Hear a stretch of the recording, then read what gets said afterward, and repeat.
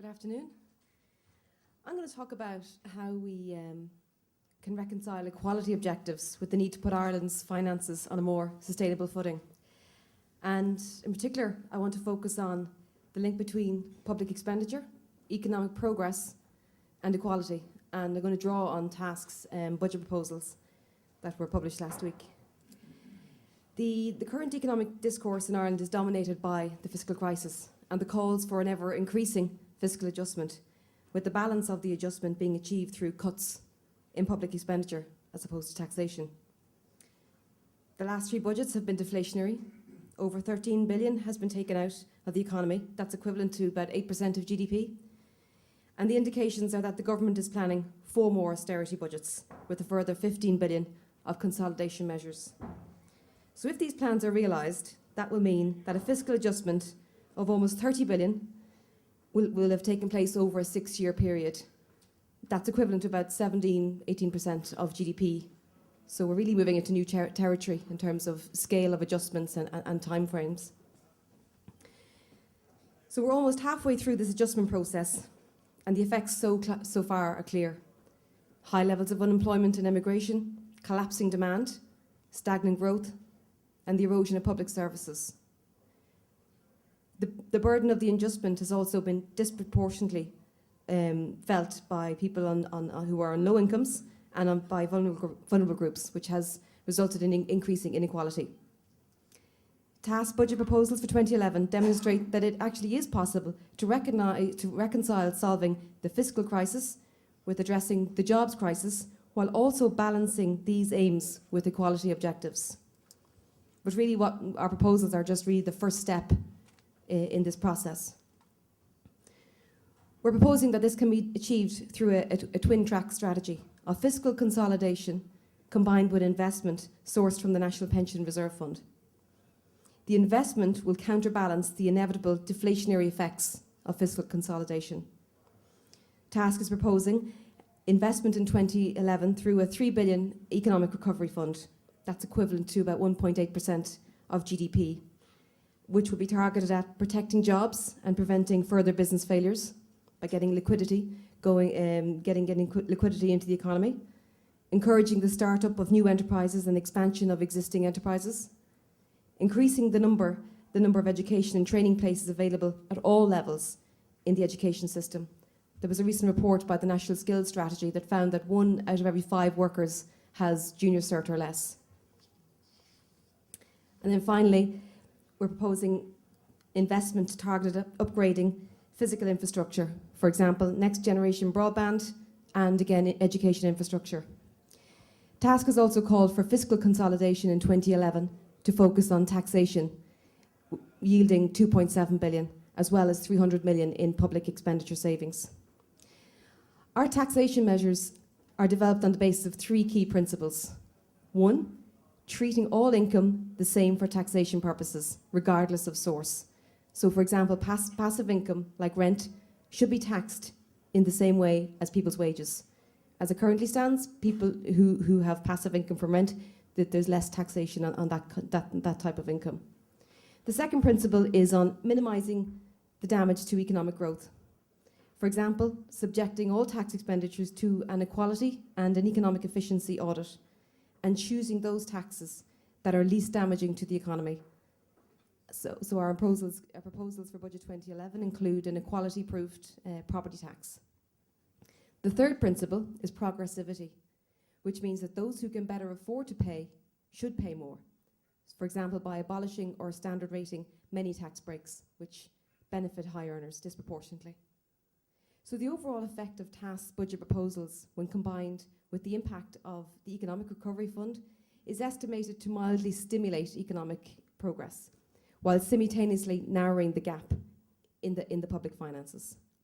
This extrapolation is based on ERSI estimates on the different impacts of various tax increases and public expenditure cuts. So we've actually quantified the impact of our budget proposals. In contrast, the last 3 budgets, which focused on fiscal consolidation without much investment, contributed to the shrinking of the economy, thereby increasing unemployment as a result. TASC argues that any successful strategy to bring the public finances under control must be based on a return to sustainable economic growth.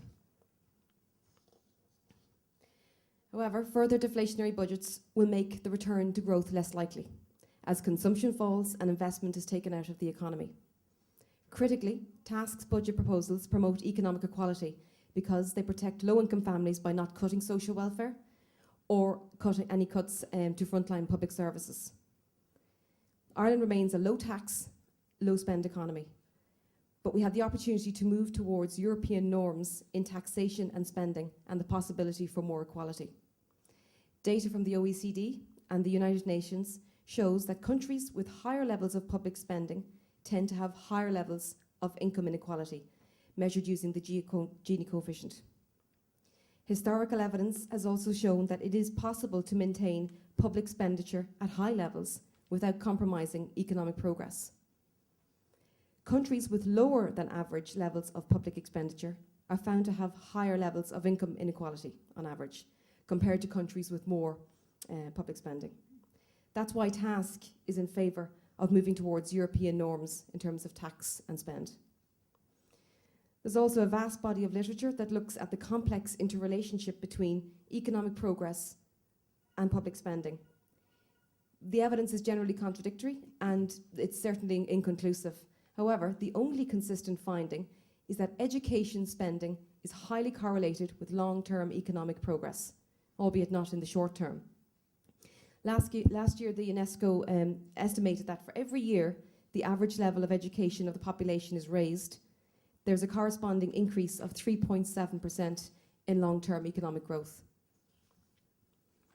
Recently, it has been suggested that future investment strategies should be based on physical infrastructure and on areas such as forestry and renewable energy. However, the evidence shows that long-term economic progress mainly comes from new knowledge and new technologies. The return on government investments in education, technology, and infrastructure are far higher than the cost of capital. Investment in human capital will be the key to economic recovery, and that's why TASC is proposing that a third of our Economic Recovery Fund be spent on education, training, and research. Ireland's recovery will be predicated on investing in skills and the abilities of the labour force. The evidence is clear. Fiscal consolidation in the absence of a coherent investment strategy will simply prolong the recession. We also have to safeguard against political decisions which are regressive in distributing the burden of fixing our economy on low-income and vulnerable groups. TASC proposals are designed to ensure that we emerge from this crisis as a more equal society. Thank you. We are now entering our second fiscal crisis in as many years. At the beginning of our first fiscal crisis in 2009, the government launched 3 budgets last year, which had the effect of taking 12 billion euros out of the economy through spending cuts and tax increases. And for our visitors, just to put that in some perspective, they effectively cut 7% out of our GDP through cuts and tax increases on low and average income earners at a time when the economy on its own steam was plummeting. Now, here's the irony. The reason why they did this is they said they wanted to lower the deficit. The absolute purpose of this was to lower the deficit. And the reason why we are entering into a second fiscal crisis is because under the current strategy, the deficit next year would be higher than the deficit this year or last year. We have cut, we have taxed to bring the deficit down, and my oh my, the deficit has gone up. What has been their response?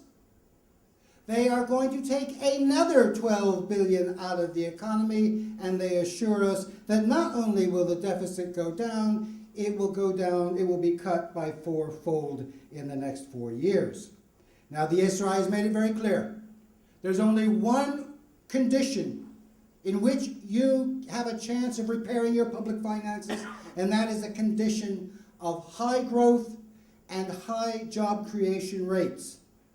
We know that cutting spending and increasing taxes on low and average income earners cuts growth. The SRI has measured it. It's the law of economic gravity. So what the government is trying to do, is It wants to cut the deficit at the same time it is cutting economic growth. The government is no longer practicing economic policy, it is practicing alchemy. Let's be clear. The dividing line in the debate today over fiscal and economic policy is not between a lot of austerity and less a lot of austerity. It's not about, is it 12 billion or 10 billion we should be cutting. That's not the dividing line. A wrong strategy will produce a wrong result. It may be a big wrong result or a small wrong result, but it will be a wrong result. The dividing line is not between 2014 and 2016. If you take a 15 billion euro package or 14 billion euro package, whatever, and spread it out over 4 years or spread it out over 6 years, run the simulations, the impact on the economy is the same, regardless of whether it's stretched out over 12 months or 18 months or 24 months. A wrong strategy produces a wrong result, regardless of whether it's 2014, 2016, or 2116. Here is the dividing line. It's very clear and it is measurable.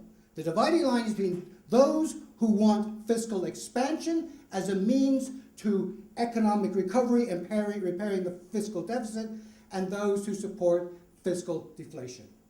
It gets as simple as that. There's no room for equivocation. There's no room for playing both ends to the middle. Now, I'm just going to take, part of, better to light a candle than curse the darkness. So I'm going to take just one particular process of how we get ourselves out of this hole. And that is identify the problem and fix it. The driving force behind the collapse in the Irish economy has been investment. The Irish economy has collapsed by 27 billion euros. Investment has fallen by 32 billion, 120% of the collapse. Investment next year will be back to 1998 levels. Identify the problem as investment and now fix it. And if I can steal a phrase that Tom Pally used yesterday at an economics at the TASC seminar, this investment should be sustained, substantial, and smart. Investment will drive consumer spending on a sustainable basis. It will allow government spending, government consumption to rise on a sustainable basis. It will increase productivity and real wages. It will boost the GDP. It will increase jobs both on the demand side and the supply side. It will raise tax revenue. It will lower unemployment costs. In other words, the deficit narrows. That is why we support fiscal expansion. Now, I just want to look at one last thing, because whenever you say we must have this sustained investment drive, people will say, oh, but we're broke. We haven't got any money. Now, some people say that because they never really wanted an investment drive. They just want to use this period of economic collapse as an opportunity to smash the public sector, to smash workers' wages, and to smash trade unions. But there are some people who do raise that as legitimate concern, because every day we are told that we are broke. Well, the ESRI points to one bright spot in the national accounts. And that is the fact that Ireland holds the highest level of cash and assets available to the government than almost any other EU 15 country. Next year, we will hold 50 billion euros in cash and assets available to the government. That is 30% of GDP. In fact, one of the ironic things during this recession, among so many irrational things the government has done, it's also saved during this recession. It just the fun never stops with Fianna Fáil. Now, okay, I hear you, Roy. Just to put that in perspective, 30% in cash and assets. Germany has 16. Austria, UK, Belgium, Spain, Portugal, all have below 10. Now, we have to be honest with people, because our analysis has to be watertight and has to be far clearer than the other side. A lot of that money is not actually available to us. I hear a lot of people on the left in the trade union movement say, well, the pension fund has 25 billion euro. Yes, but because of the government's bankrupt banking policy, 40% of that is tied up in bank recap. Then you say, well, there's 20 billion that the NTMA has in cash balances. Yeah, but you know, because of the fiscal policies that the government has pursued, we ran out of the international markets before we were thrown out, and now for the next 3 or 4 months, we're going to be eating into that 20 billion, which the NTMA had not counted on. So the window is narrowing, there's no doubt. But that's all the reason why we should be putting forward a clear alternative to fiscal deflation, because if we don't take this opportunity soon, the road will run out for Ireland. We will be in IMF receivership because the markets will have frozen out of us. In other words, we shouldn't, be drawn into fear in the situation. It actually should make us redouble our efforts to talk about the kind of strategy and proposals that can work. And just to conclude, and in short, you cannot cut your way to economic recovery and fiscal stability. You cannot deflate your way, but you can invest your way to recovery, full employment, and fiscal stability. Thank you. Can't comment much on the Irish situation. I'm from the United States, so I'm going to tell you a little bit about our budget debate and about the principles for budget policy that my think tank has been articulating. Just the basic facts. Before the recession, we had a very small deficit of around less than 1.5% of GDP. That didn't stop both the conservatives and the Democrats from demagoguing the fact that we had a big fiscal horror. Then we have a recession and we had record deficits, which isn't surprising because when you have a recession, fewer people are working and paying taxes, and there's temporary increases in spending for unemployment benefits, health, etc. So we had a huge, have and still have a very large deficit. That deficit will be cut more than half as we get a recovery, which will be very long in the coming, and get to full employment maybe by 2015 or 16. But then in the medium term, our healthcare system has very fast rising costs. And so there's very long-term, very high deficits in the future if we don't control healthcare costs. There's been a lot of crisis mongering. The current big deficit is being used. In fact, it's really strange that the target is our own public pension system, which we call Social Security, which actually is in balance through 2037. And then even after it no longer is in balance, can still afford to pay 75% of the benefits for the next 30, 40 years after that. But somehow it's become, people actually write, some even so-called liberal think tanks, that we have to cut Social Security to appease the bond market. I've been looking for the bond market, and I want to talk to her. And if you know where she is, let me know. Because I don't believe what people are saying about her. It's really, they're very unfair to her. Okay, so moving from the situation to a stance about it, one of the points that we make is we have to get out of the kind of budget discussion, which is, we have this big deficit, we have to do something now, independent of what the economy needs, and you just pick your poison. How much spending cuts do you want, and how much tax increases you want? And then tell me your recipe. For us, we want to turn this debate into what it should be, which is what kind of country do you want? Because you can balance your budget, you can reduce your deficit with all different kinds of countries, one with high poverty, one with low poverty, one with economic security, one with economic insecurity. And the way we illustrate this is in fact about the Social Security system. The Social Security has a very small shortfall for 75 years. It can be dealt with in a number of reasonable ways. But all the ways that tend to be talked about in the elite United States really is about shutting down benefits, raising the retirement age and limiting the benefits for pensioners moving forward. We find that very strange because the retirement system is said to have three stools. One is the public pension system, which is a very weak system in the United States compared to Europe. Provides maybe 42% replacement rate of your income in retirement. That's very low. I think Europe is more, 60 to 65%. On top of your public pension, some people have employer-provided pensions. And then the other part is you have your own savings. Either you had wealth in your house that you sell or you saved, and therefore you have money from that. What's happening in the United States is that the private sector employer-provided pension system has become very weak. Less than 50% of the workforce even has a private sector pension.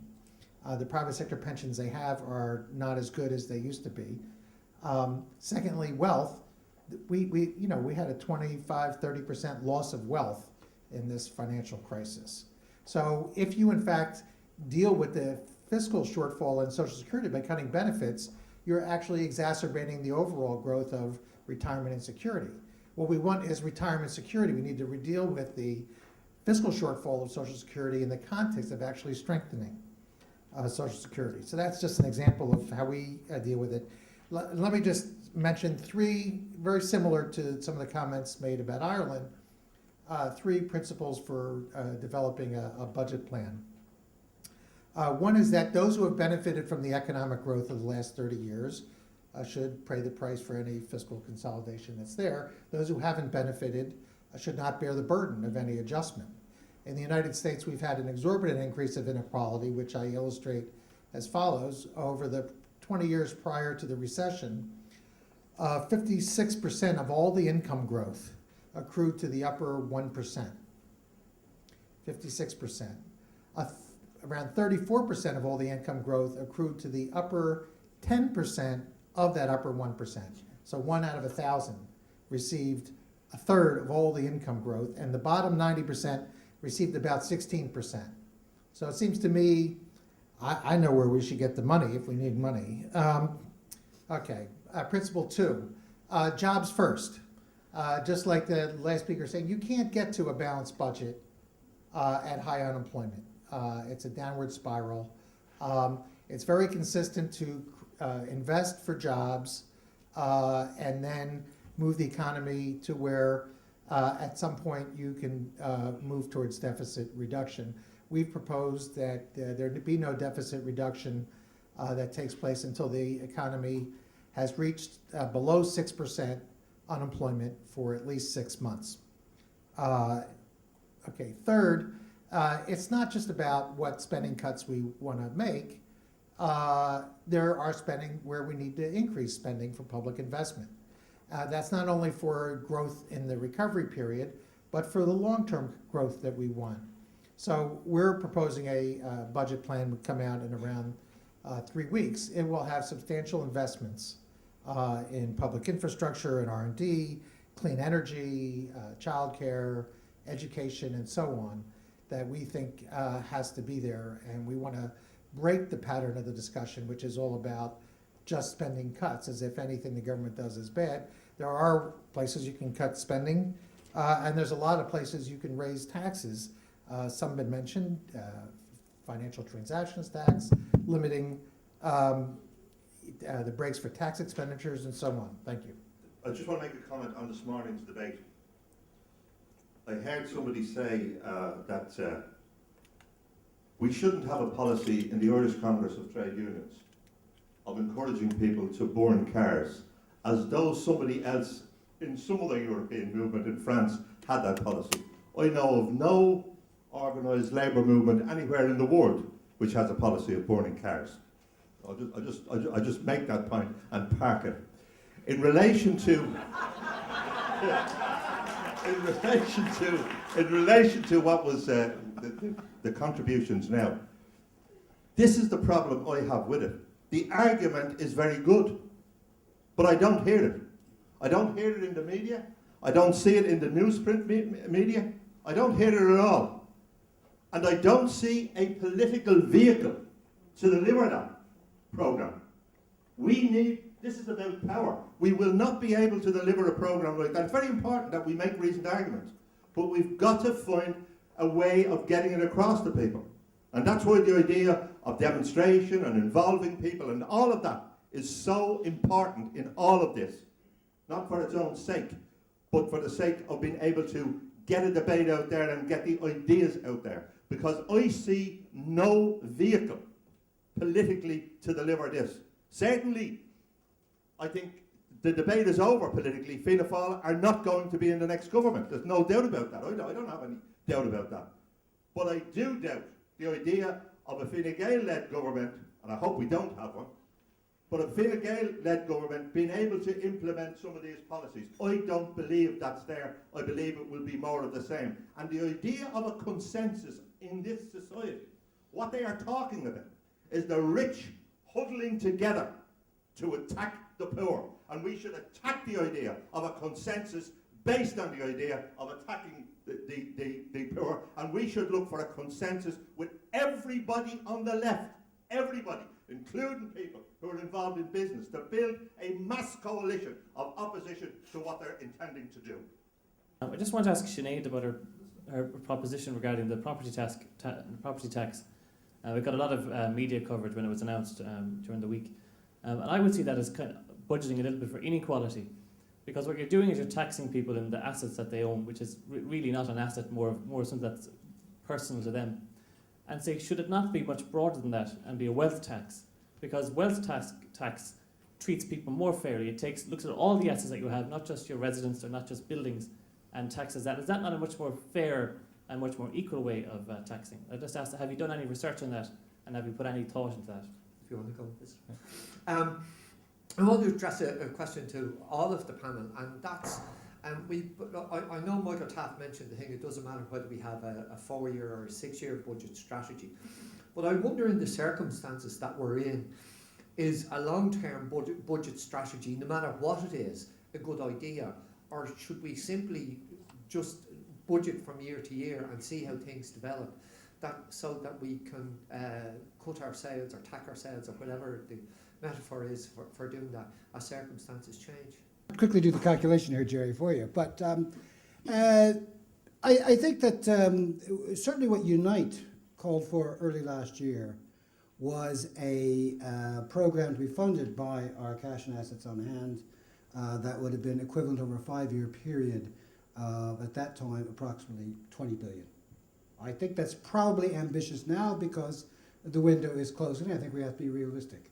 But if we were to if we could propose a program of 15 billion euros over the next 5 years, that's 3 billion euros extra of what the government is intending.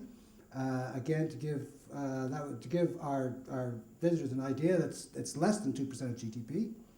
So it's not exactly, it's not a reckless policy. That would still mean, if taken from the cash and assets, that would still mean that we would have something in the order of 24% cash and assets on hand by 2015, well able to secure us as type of a financial liquidity. And I would hope that a situation like that, combined with what could be called growth-friendly fiscal consolidation, which is essentially taxation, starting with those on the highest income groups, because they're the least inflationary, that would actually kickstart a process whereby growth and the investment would become embedded in the economy, and then we would find ourselves with more options. Because see, the problem is, when the economy is collapsing, your options become very limited. But when your economy is growing, all of a sudden you have more options, you have more of a space, both fiscal and economic. So I think that a 15 billion euro, it's about 1.8% of GDP every year for the next 5 years, and that is a program that, and I think as Mick was saying, that's a program now, that we don't have to wait for the government, demand the government to construct it.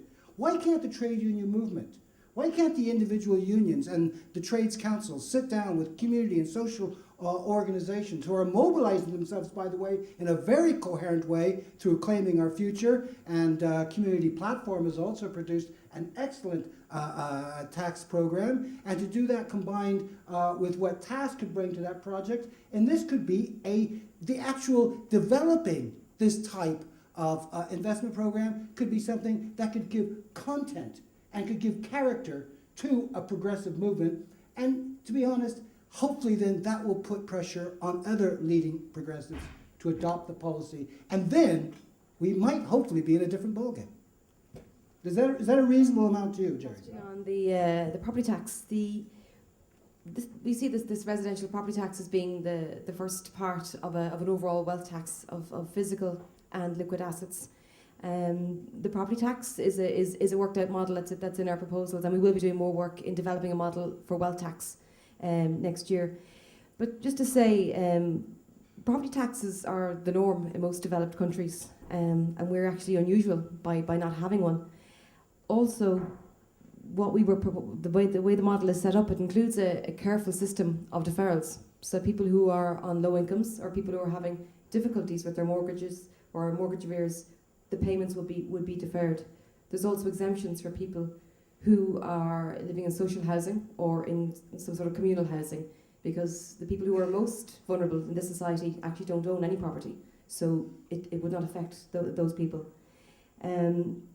It's 0.28, that's what we're proposing. For the average household, it works out at €12 per week. And we estimated, we also, as part of the proposals, included that stamp duty would be zero rated, and also that the second home tax would be abolished. So you're talking about the guts of €1 billion being generated through this property tax. Again, next year we will be doing more work to have a detailed model for wealth tax, and that'll actually build up in terms of looking at how we tax wealth more effectively in this country, because we don't do it hardly at all. Just on the question about the arguments not being heard in the media, it is a valid point, and I suppose that's why we have organised this conference today. That's why there's 1,500 people going to be in the RDS next Saturday to start to I think part of this process we are developing the alternatives, we are developing, I suppose, practical proposals as to how things need to change. And hopefully the culmination of the work that's happening with Claiming Our Future, with Community Platform, with the work we're doing, with the work of the unions, that it's going to create pressure, put pressure on the political system to change and to deal with this crisis in a way that's not going to make the situation worse for the people who did not have any hand, act or part in creating the crisis in the first place. Thanks. I'll just deal with the 4-year, 6-year plan issue. It seems to me that one should have a fiscal plan, but that it need not be written in stone. That's why we suggest that the amount of deficit reduction be tied to what the state of the economy is. We don't know what the state of the economy is really going to be in 3 years from now, so you have to be able to adjust. If you actually think that you're doing your fiscal consolidation to appease the bond market, then a plan should be encouraging. You know, that you actually have a coherent fiscal path forward. The idea of front-loading the deficit reduction seems idiotic to me. Please quote me on that. Because in fact it should be backloaded so that you firm up a recovery before you take your fiscal hit. Thank you. I'd be very interested in hearing the panel's views as to what the components of an investment programme ought to be. Because I have heard it suggested that the government has had an investment programme. They've invested in the banks. They have stimulated the economy. We've had the car scrappage scheme, which actually generated the thought that the predilection of the Irish is to scrap cars rather than to burn them. But that being said, you know, how could you ensure that employment is at the core of an investment programme, given that we, you know, our economic community we don't have the analysis, we don't have the ideas around generating employment that one would normally expect in an economy such as ours. Hello everyone, my name is Susan Hayes, the Positive Economist. There is one. I just wanted to put it to the panel. Personally, I think quangos are a huge issue that I think is draining the liquidity and resources of the economy. 13 billion went into them in 2006. Now I know that's quite a while ago, but they are a legacy of the boom. Many of them were set up to do a job or else for a very short time, but we still seem to have a number of them. And I hear very little discussion of them in the media, and I would be intrigued to hear what the panel think of them. Thank you. Okay. Just a brief comment and a question. I think that the policies that have been enunciated over the weekend here are very, very strong and very clear alternative. And I agree with the comment regarding the lack of a political voice for that. I'm just wondering if there's a preclusion to political voices here, or if there is a Labour stance that differs from the current government policy. I would imagine that that's what people that are attending this conference need to hear, is where Labour differ with the government. And if they're not showing up the left, does something need to emerge to the left of that very, very central left? Okay, I'll take one more question. About how much of that 50 billion that you mentioned do you think is available? Lawrence, you outlined some of the developments in the US in relation to the pension system. Just by way of information, your public Social Security in the US, you said, replaces 40% of income. In Ireland, we just have a flat rate pension. The replacement rate is around 1/3. Our government is proposing to expand the private pension system by bringing in auto-enrolment for all workers who are not covered by an occupational scheme, and is planning to you put the funds out for competition by private managers to manage. Have there been any developments following the collapse of pension assets in the US in terms of developing the public system? Just on the composition of an investment program, one of the great things about the legacy of Fianna Fáil's 20-year rule is they left us a physical infrastructure and social infrastructure that is so degraded. We are ranked 64th in the world for our physical infrastructural capacity. As an island nation dependent upon trade, there are landlocked countries whose seaport infrastructure is ranked higher than our own. Now, that takes some doing. And the great thing about what Fianna Fáil has done is it has left us a lot of work to do. So it's not like this is busy work. This is absolutely vital work that we would need to do even if there weren't a recession.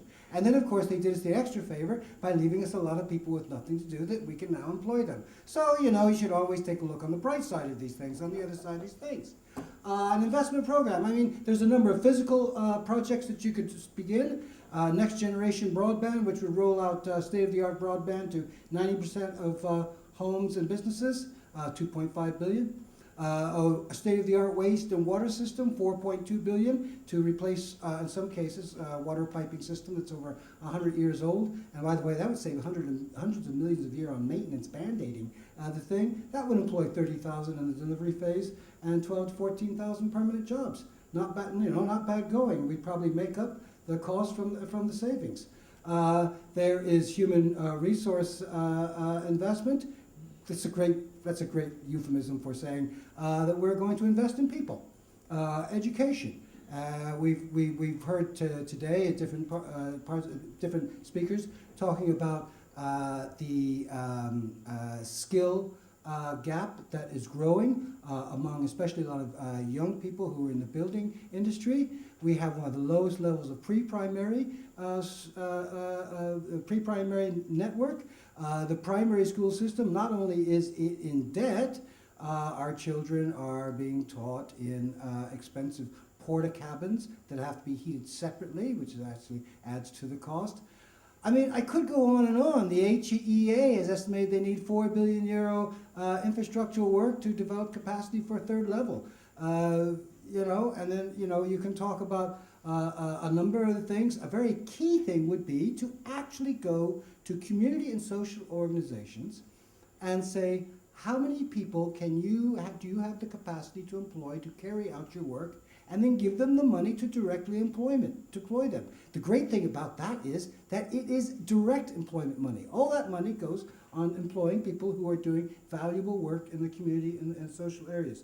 So yes, there is, but that's why I say Unite's not going to write the definitive document. TASC is not going to do that. Neither is Labour or ICTU. That is why, all the groups have to get together and make this type of a campaigning work to put together that investment program, much with the way I'd say as the alternative federal budget project in Canada, which develops an alternative budget every year, but does so through a dense network of working with community and social organizations, other organizations, as part of a political organization and mobilization drive. Just a very brief comment on Quangos. because that's all you get hit with is quangos. Yes, there was a very serious problem with the development of quangos in terms of democratic accountability. In fact, I think it was that left-wing think tank TASC that first came up with it, but then Colin McCarthy got a hold of it, and now it's a Colin McCarthy kind of thing. Bottom line, there's in the McCarthy report 44 quangos he wanted to abolish. It would save 173 million. In other words, it would reduce the line items in those things. Actually, all the public servants would be redeployed. They couldn't be compulsory release. So the 173 million savings, which is really pocket change, it is pennies, would actually be reduced even further. But for those of you who really don't like quangos, take heart. The government is doing everything possible. They have abolished the Combat Poverty Agency. They have effectively abolished the Equality Agency. They seem to be going after the quangos that stick up for things like poor people and equality. Funny that. Like I was saying about the investment programme, we've developed an economic recovery fund in our proposals, and which are costed. And Michael mentioned the infrastructure, which is an obvious one. Ireland recently fell out of the top 50 for broadband infrastructure, and we have all these policy documents around smart economy, innovation task force, but yet we're not investing in the very infrastructure that we're going to need to actually take advantage of those opportunities. And that we've included in that as well. But in terms of the jobs crisis, there's a number of elements that have to be looked at in terms of the unemployment. One of the problems is the fact that there's a lack of credit in the economy, and we have a situation where good businesses are going bust basically because they can't access working capital, and they would be viable, but the credit situation is making them unviable. We also have a situation where we have businesses who are viable, and but because of low demand, they're experiencing difficulties. So, in terms of some of the things that we've suggested is a loan guarantee scheme to get credit flowing. And as several people said today, we own a number of banking institutions that could act as the vehicle for actually getting that money to those businesses. We've also looked at initiatives in Germany. There's a short time work scheme in Germany, which basically subsidises employers for keeping people in jobs.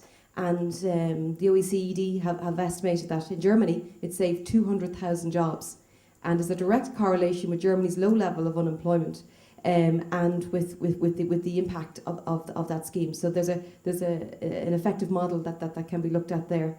We've also proposed that new enterprise startups, they need seed capital, capital for expanding businesses. All this is creating there's a high demand for jobs, but looking at the supply side. And then, as I said earlier, in terms of education, the key to recovery and long-term sustainable economic progress is education. And as I quoted it in my input, 3.7% increase in growth for every year that the working population has an increase in education is key. And I think recently there was a Fine Gael spokesperson disagreed with TASC's proposal to invest so much in education. But really all the evidence is that if you invest in education, you're really investing in your capacity to recover, albeit not in the immediate term. If the Irish equivalent of our Social Security provides only a third of income as replacement, then it's substandard. It needs to be dramatically improved. That would be the first order of business. I'm sure it reflects the same situation as we have, where the bottom 60% of retirees depend, the vast majority of their income is actually Social Security, and because they don't have any assets to live off of. This is really something important. Auto enrollment is the fad in the United States. What this means is that there's savings plans that employers provide, and somehow if you, and people don't go into them, even if they get a match, and if you automatically enroll them, then supposedly they're going to start putting their money in.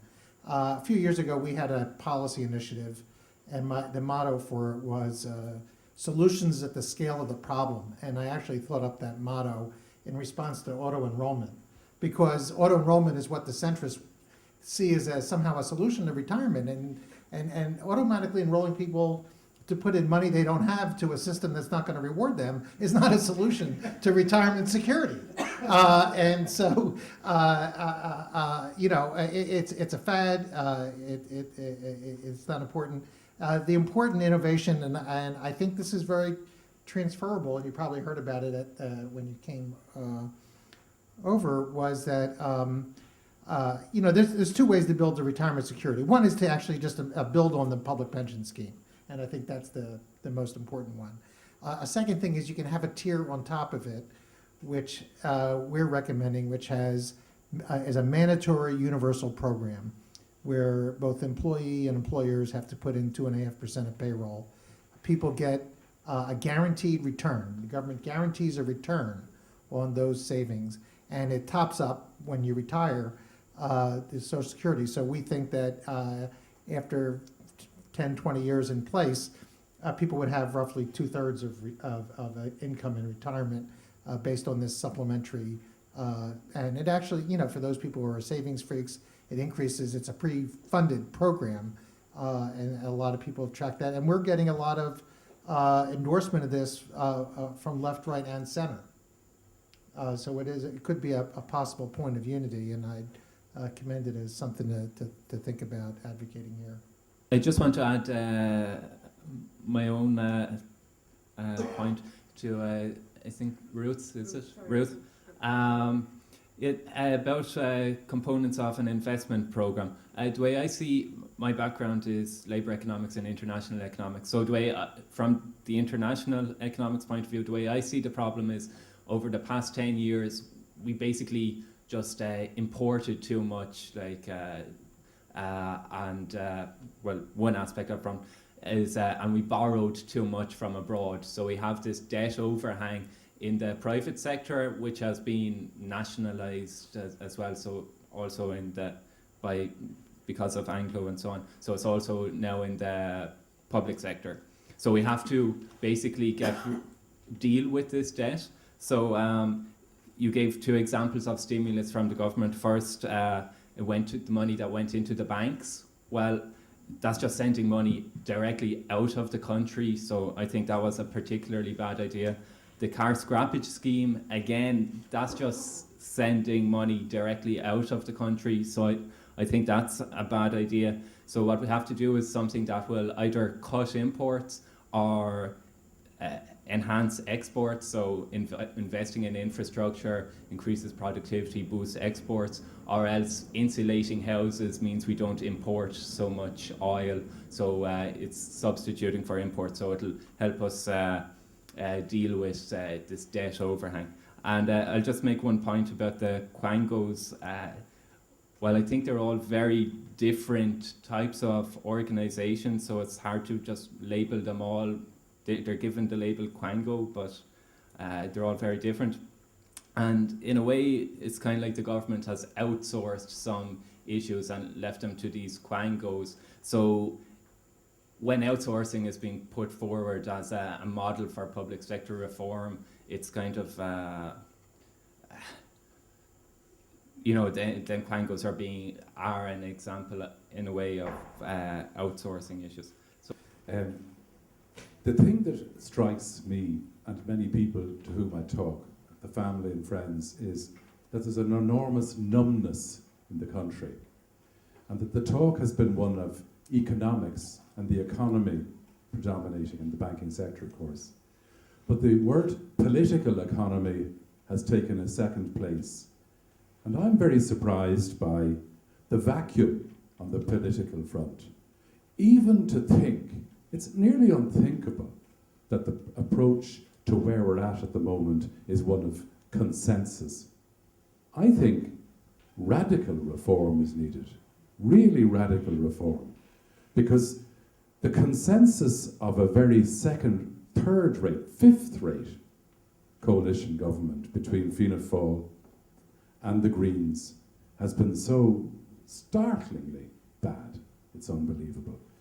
And Fine Gael have not shown that they are ready to govern. I don't know, people here will remember that phrase, that political phrase, Fine Gael is ready to govern, Liam Cosgrave. There's no visibility of that at the moment.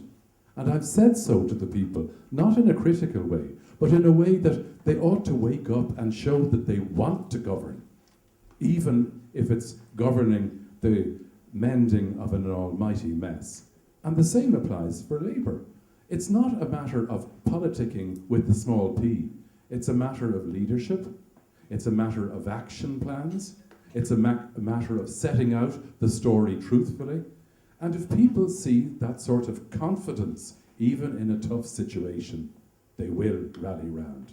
It happens on the sports fields. It happens in the classrooms. It happens in homes when there's a crisis. Why can't it happen in the country? Okay. Thank you.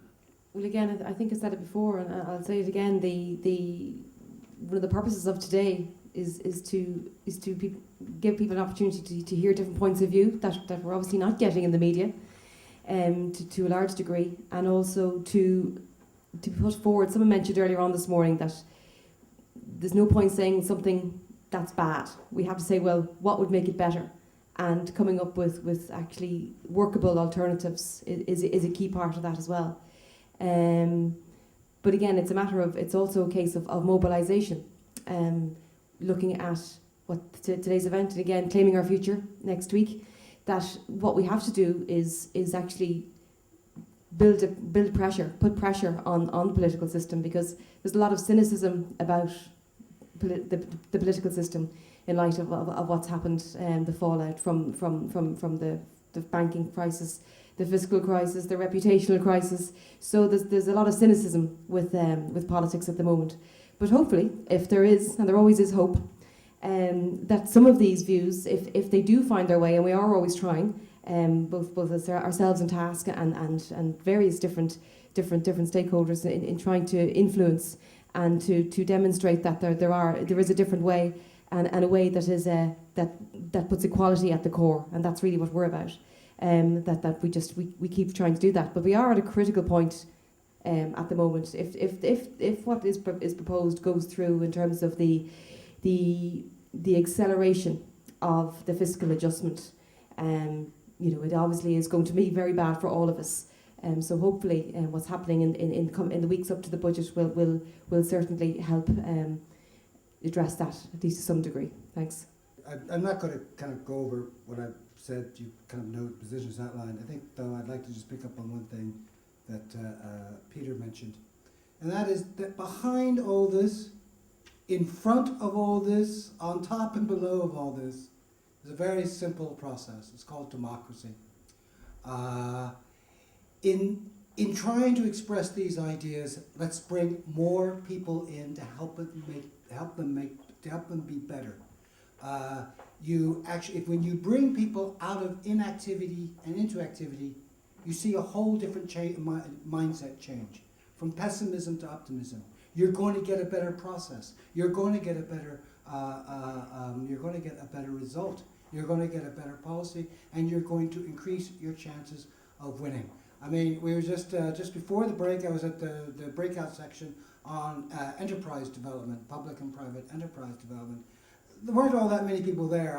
I kind of, I think it's a very important subject for the left and trade union movement. But I know a lot of progressives, they kind of get a little bit bored when you talk to them about, well, let's talk about enterprise development. Because for a lot of people, they seem to think, well, that's something that capitalists do and all that. Well, I'll tell you, if we continue to let Irish business, Irish capitalists, dictate the agenda on enterprise development, you'll end up with three things. You'll end up, one, with nothing, because that's been pretty much the story of indigenous enterprise in Ireland.